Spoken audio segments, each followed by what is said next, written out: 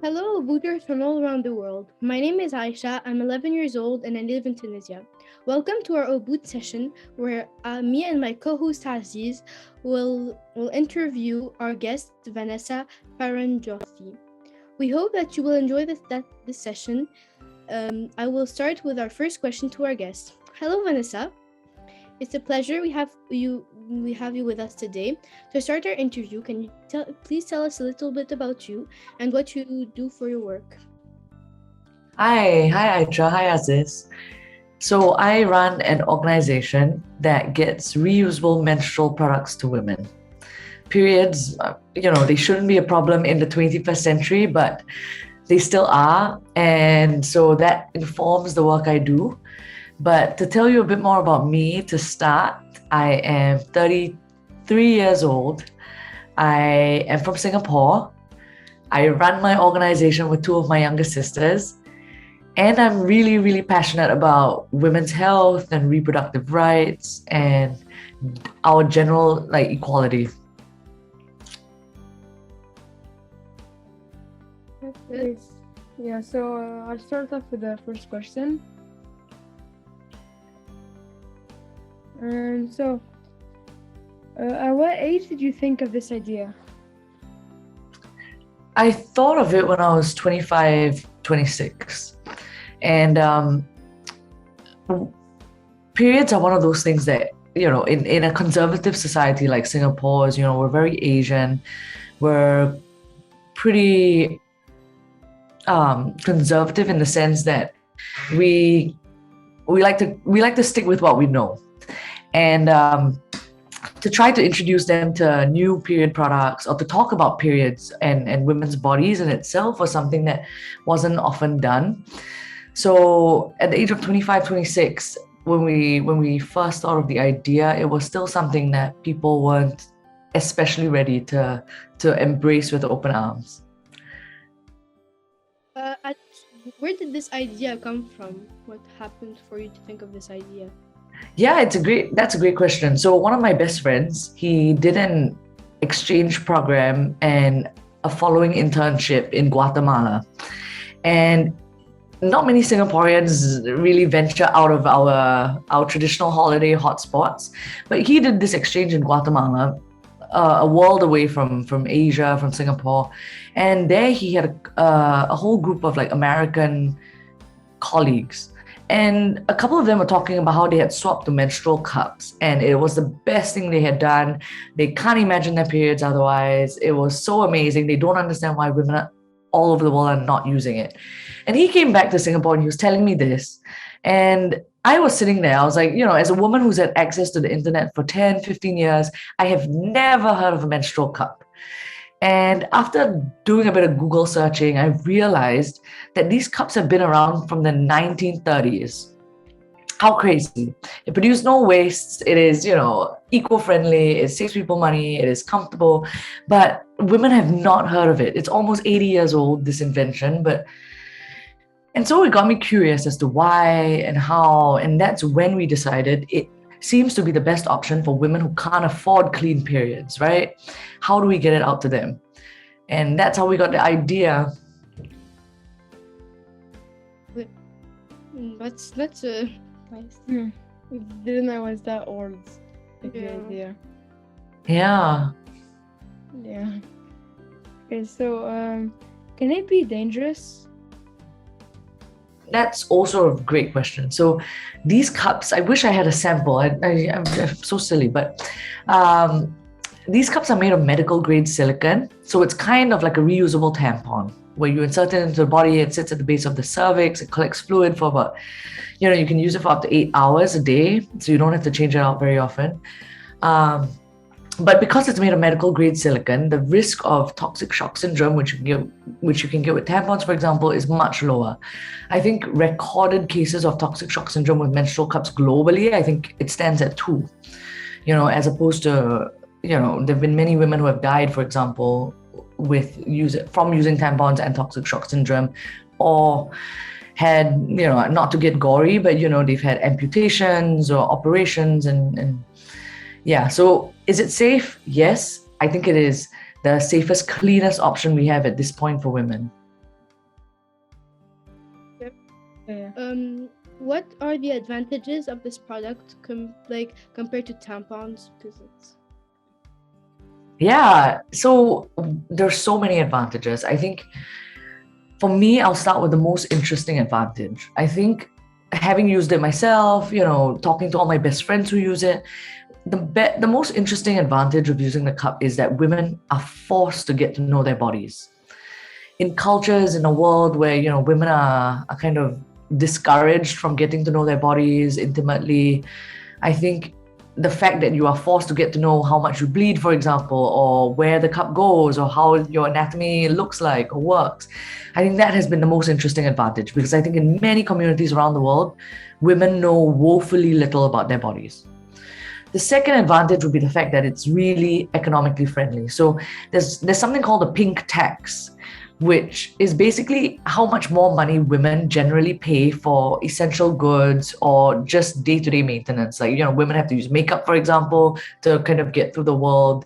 Women generally would have to wear heels, like high heels, which might be more uncomfortable. So this pink tax is something that's an interesting concept. But the thing about the cup, which I find interesting, is that it eliminates all of that. You pay a one-time fee of, anything from $10 to $30, and you don't have to pay for menstrual products for the next, 5-10 years, which is great, right? The third interesting advantage is that it's extremely eco-friendly. So because you're using one product for several years, it saves you thousands of otherwise non-biodegradable, predominantly plastic, simple single-use period products like pads and tampons. So to me, the fact that it's better for the woman, like for a woman's body, their wallet, and the planet, those are the big reasons why it's better. But a smaller reason would be the fact that we're forced to get to know ourselves. Okay. So, what did your workplace look like? So that is a really interesting question, because my workplace looks like, before it became like fashionable, my workplace looked like it could be from anywhere. So we do a lot of projects in communities with no electricity, no running water. So, we're always traveling. So my workplace looks different every day. Now my workplace looks like RIMS. It's in Cambridge, in Massachusetts, in the US. We're working on Freedom Cups as well as in school.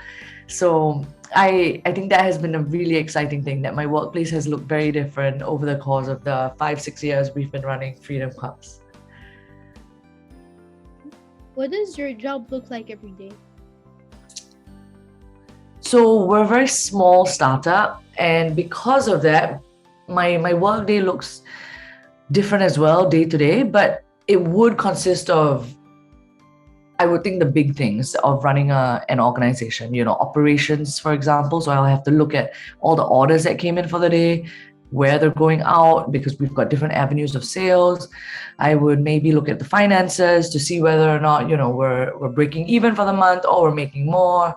I would look at whether or not we're paying our vendors. I'll look at, whether or not everything is out on time.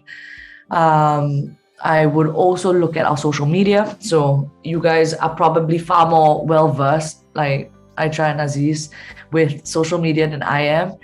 So yeah, like it requires, my day looks very different, but I think that's why I enjoy work so much. Okay. What was the hardest thing to achieve in your job? That's a great question. I think the hardest thing for me was, and it still is my hardest problem, it is getting people comfortable enough talking about women's bodies. Because I think with you guys, this is a very open conversation, there's no discomfort. But I think that in a lot of spaces where we're asked to interview or we're asked to speak at, there's a lot of shame associated with periods or women's bodies in general. So I think that is the toughest part of the work, because we Freedom Cups works on a buy one, give one model. So we sell these cups to women who can afford it across the globe, and then we go and we give one to a woman who might come from an underprivileged community, might be underserved or under-resourced. And so, we find that it is it is as hard talking to women with no formal education as it is talking to women with formal education. It's as hard talking to someone who comes from a slightly more comfortable background than it is talking to somebody who, might not have like their basic needs met. And I think that is the toughest part of the job, really, talking about periods and trying to get women to understand that this is something that we all have to start talking about if we're going to move the needle and have solve this problem at some point, because I think what is fascinating to me is that women have been fighting for equality or equity or autonomy for generations now. And we seem to be fighting about the same issues, every generation, and so I think that to me is the toughest part of the job. Is there something you did before which helped you do the work you do now?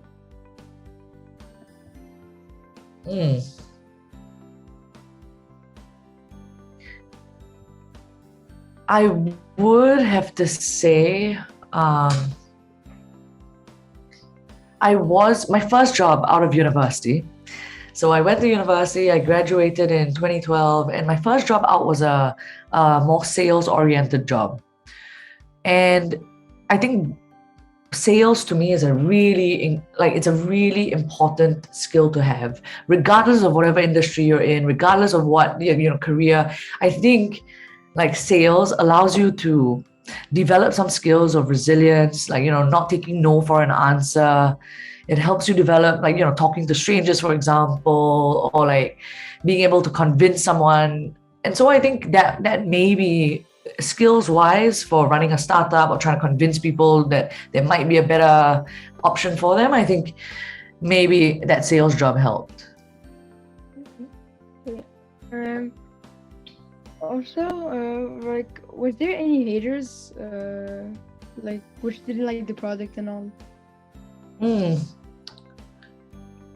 I mean, I think we're very lucky because menstrual cups in general are an easy product, because most women, if you do an easy Google search, you will realize that the reviews for most menstrual cups are generally good.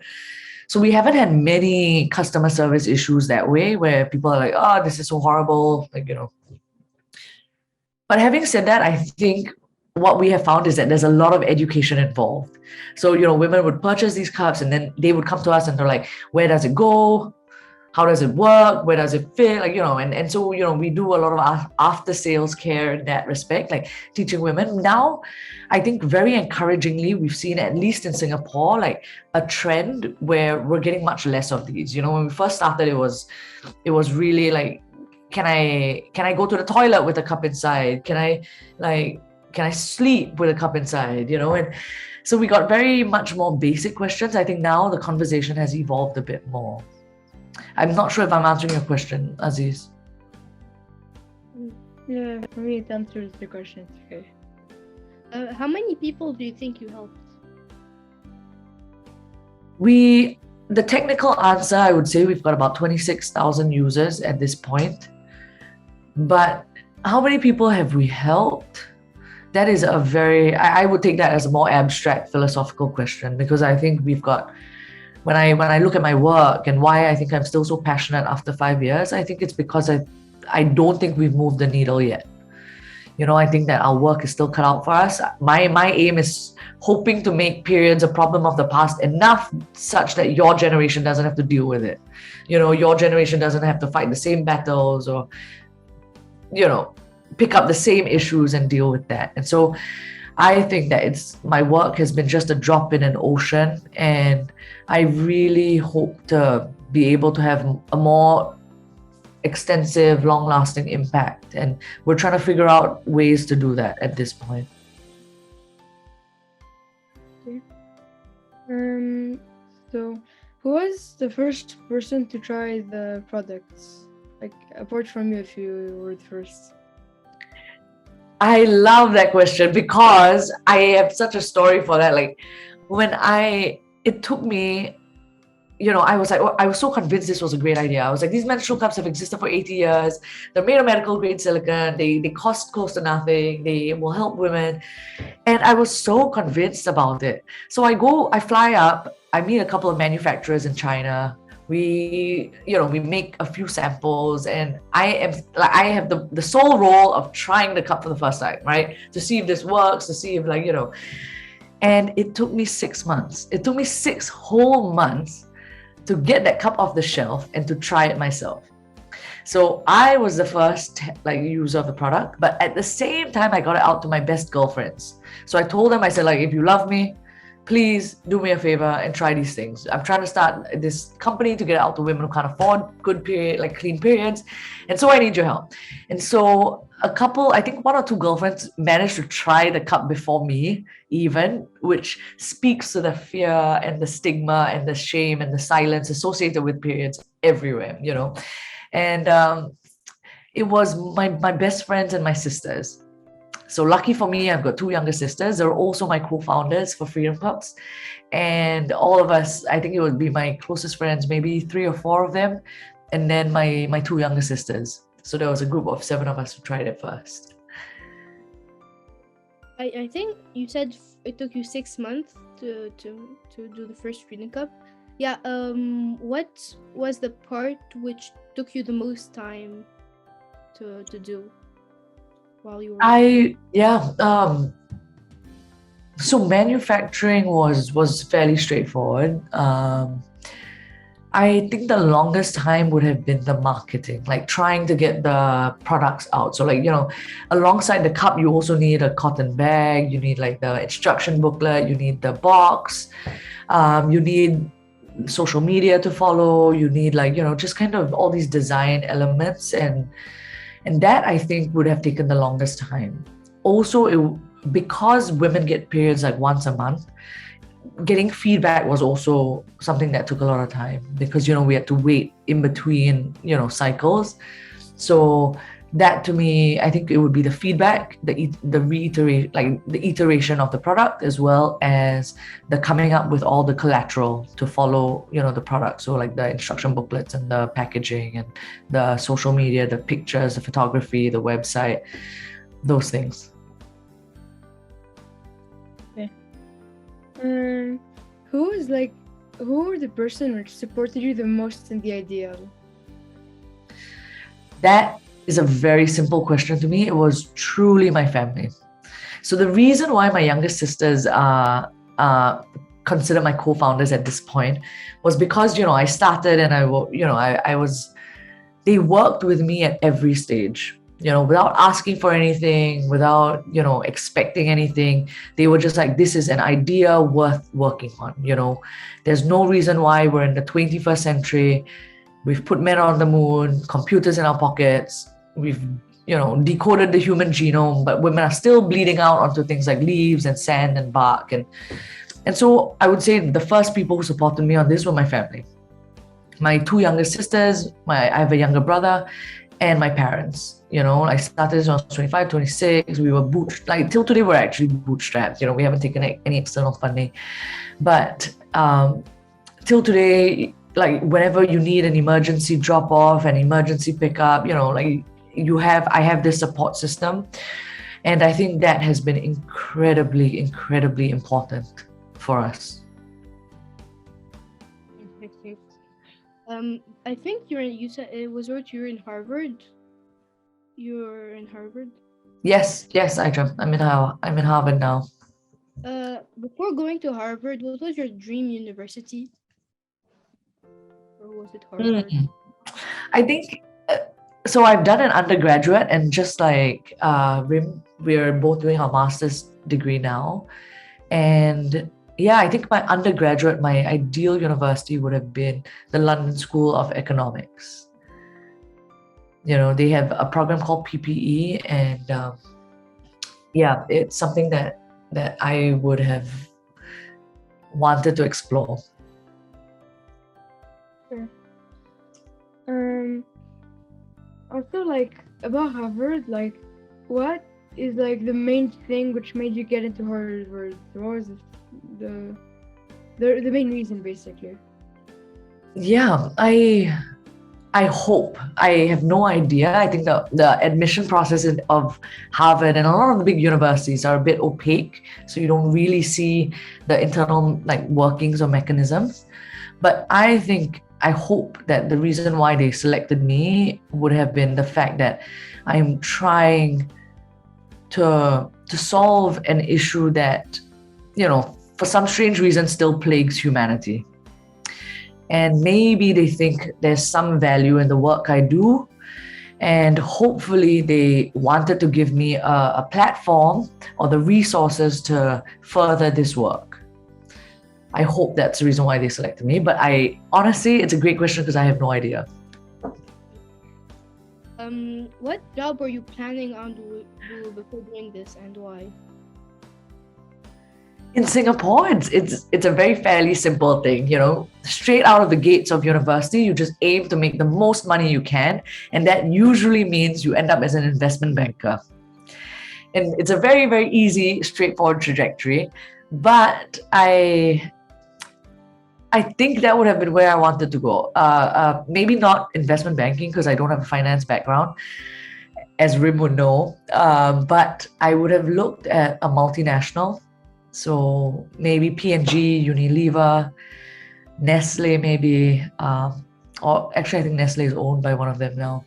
But yeah, just a big multinational that would have given me opportunities to do an overseas work stint, because I do believe in the merit of living and working overseas, especially when you're young. So I think that was my main aim. Like, where can I go, like, to a company which would allow me to have an overseas posting? And so the easiest option would have probably been a multinational.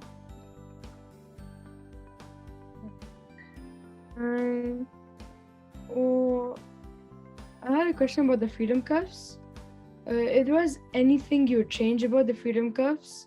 What would it be and like why?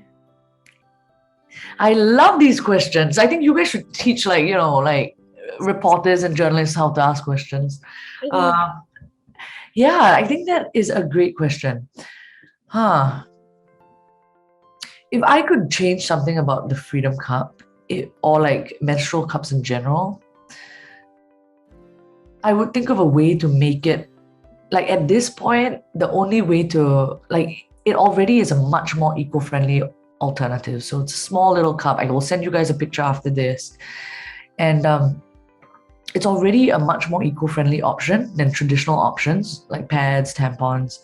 But having said that, at the end of its lifespan, we still have to throw it away. Only because you can recycle silicone, but there are very few recyclers that process silicone. So because of that, at the end of its lifetime, generally you would still throw it away. It still produces far less waste and it's still a much better option, but there's still that element to it. And if I could, I would figure out a way to manufacture it clean in cheaper, smaller like amounts, just so that we can get it down to women on the ground in villages with no electricity and no running water. So I would figure out the manufacturing process there, but I'll also figure out the disposal process. Like, how can we make a cup that has all the same features, lasts as long, is as comfortable, serves its function just as well, but of a natural or like completely biodegradable material. Yes. Yeah. Who is your favorite change maker? I really like Mohammed Yunus of the Grameen Bank. I know you probably have heard his name several times, but he, to me, I strongly believe that change in this world has to be sustainable. It has to be done in a way, it has to be structured in a way that allows for this change to happen without the founder or the most passionate person about it, being in the room. And I think he has found, like, with the idea of microfinancing, he has really thought of a very, like, he has managed to reach out to women predominantly who are receiving these loans, and he's managed to make the entire process sustainable, whether or not he is there. And I think that, to me, is something that I really admire. And so, yeah, I would probably say Mohammed Yunus as my most inspiring change maker. This is my last question. So what are your interests outside of work? Hmm. For me, it's simple. Like the easy one would be I enjoy football, and I enjoy playing football. It is something that is my anchor. Like, when I'm stressed, I try to do it twice a week. I mean, recreationally now, where I just play football with my friends, and I'm sure you guys do that as well in your free time. But I think football to me is something that I like doing in my free time. I also enjoy reading. Um, I enjoy non-fiction books, but every now and then when I'm really sick of school and sick of readings, I would pick up a work of fiction, and so reading, football. I really enjoy food. I can imagine that food is a big thing in like Tunisia and France as well. And food is huge in Singapore and Southeast Asia. It's something that like families gather around, friends gather around. It's a social activity, and we have such incredible food because of the diversity of our population. So we have like a mix of fusion, like Indian, Chinese, Malay cuisines, and yeah, and then so I think those are the three main things: food, football, and reading. Okay. Before we end our interview, I have one last question for you, Vanessa. Sure. Is there any other product that you're working on? Hmm. What I am working on now is a book, a little like kids book. I mean, it's not. I wouldn't say kids because, but for pubescent girls who are getting into puberty, I think there's a real dearth in education there across the globe. And we're trying to work on a little book where girls can educate themselves, they can talk among them friends. But I guess that is related to Freedom Cups. I don't think I'm working on any projects outside of Freedom Cups at the moment, although I should, because that is a very good reminder for me that I should be working on things that are not just work and Freedom Cups related all the time. Thank you, Vanessa and Aziz, for this great discussion and for all the things we learned today. Thank you, Obooters, for listening to this interview. Make sure to follow us on Instagram, Twitter, and subscribe to our YouTube channel so you can hear about upcoming sessions with other changemakers. Please tell your friends about Oboot and share our social media links. Last but not least, go to oboot.co to learn about opportunities to collect digital badges and help us plant trees. Bye. Thank you. Thank you.